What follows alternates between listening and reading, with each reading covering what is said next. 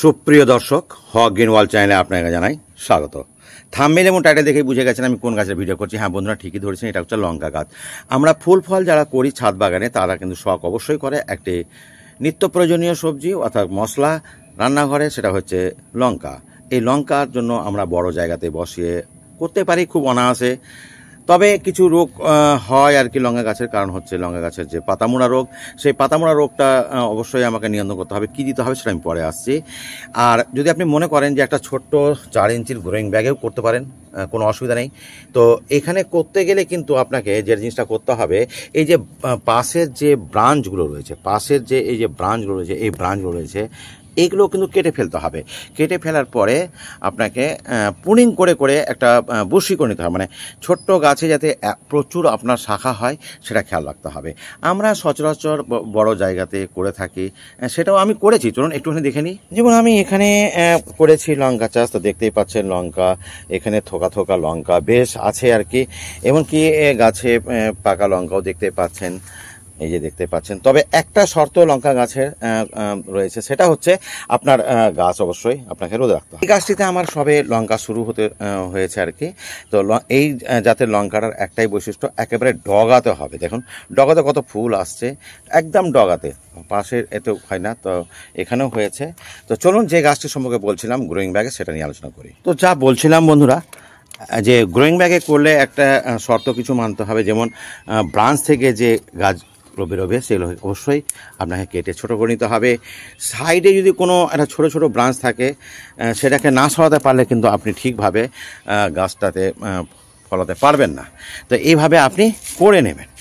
করে নেওয়ার পরে দ্বিতীয় যে কাজটা, ফুল দেওয়ার সময় হলেই কিন্তু আপনাকে খাবার দিতে হবে। কি খাবার দেবো দেখে নিন।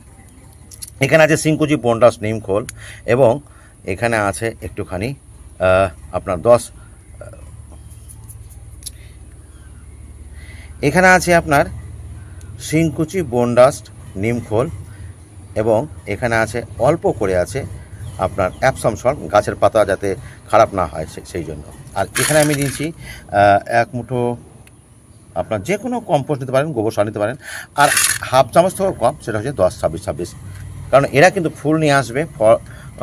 ফুল নিয়ে আসার জন্য এই 10, 26, 26-এ প্রচুর পরিমাণে আছে পটাশ, আর রয়েছে ফসফেট, কাঠামো করবে, পরোক্ষভাবে ফুল নিতে আসবে, এবং এতে রয়েছে অল্প পরিমাণে নাইট্রোজেন, গাছের নতুন নতুন ব্রাঞ্চ সৃষ্টি করবে। মনে রাখবেন লঙ্কা কিন্তু নতুন শাখাতেই কিন্তু বেশি করে ফুল আসে। তো আমরা এই খাবারটাকে মিশিয়ে দিলাম, মিশিয়ে দিয়ে এখানে আমি দিয়ে দিলাম গোড়াতে, এখানে গোড়াতে দিয়ে দিলাম, দেখতেই পাচ্ছেন গোড়াতে দিয়ে দিলাম। একটুখানি নিড়ানি দিয়ে যদি আমরা এটাকে মাটির সঙ্গে মিশিয়ে দিতে পারি খুবই ভালো হয়। মাটির সঙ্গে মিশিয়ে দিলাম এইভাবে। আর যেটা করতে হবে, কিচেন ওয়েস্ট থেকে যে লিকুইডটা আমরা তৈরি করি, লিকুইড ফার্টিলাইজার, সেটা অবশ্যই দিতে হবে। এটা অন্ততপক্ষে সপ্তাহে 1 বার বা 10 দিনে 1 বার অবশ্যই দেবেন। লঙ্কা গাছ শর্ত আগেই বলেছি, রোদে রাখতে হবে। আর যে জিনিসটা করতে হবে, 15 দিনে 1 বার অবশ্যই নিম অয়েল আপনার স্প্রে করবেন। আর এই গাছের সবচেয়ে মারাত্মক রোগ হলো, সেটা হচ্ছে পাতামোড়া রোগ। পাতামোড়া রোগ হতে গেলে দিতে হবে অবশ্যই আপনাকে ইমিডাক্লোপিড। আমি স্ক্রিনে ইমিডাক্লোপিডের লিখে দেবো কম্পোজিশন, এটার নাম আপনারা দেখতে অবশ্যই পাবেন।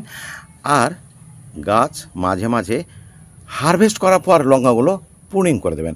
গাছের নতুন, এই যে দেখুন এখানে প্রুনিং করেছি বলে এতগুলো শাখা বেরিয়েছে, এতগুলো শাখা বেরিয়েছে বলেই আমার কিন্তু কচি কচি শাখাতে কিন্তু ফুলও চলে এসছে। দেখুন ফুল চলে এসছে, আর ফুল আসলে মানেই ফল হবে। তো বন্ধুরা, আমি এই ভিডিওটি দীর্ঘায়িত করবো না, জাস্ট আপনাকে দেখাতে চেয়েছিলাম যে গ্রোয়িং ব্যাগও এটা সম্ভব, সেটাই আমি দেখালাম। তো আজ এতটুকুই। ভালো থাকবেন, সুস্থ থাকবেন, কথা হয় পরবর্তী ভিডিওতে। ধন্যবাদ।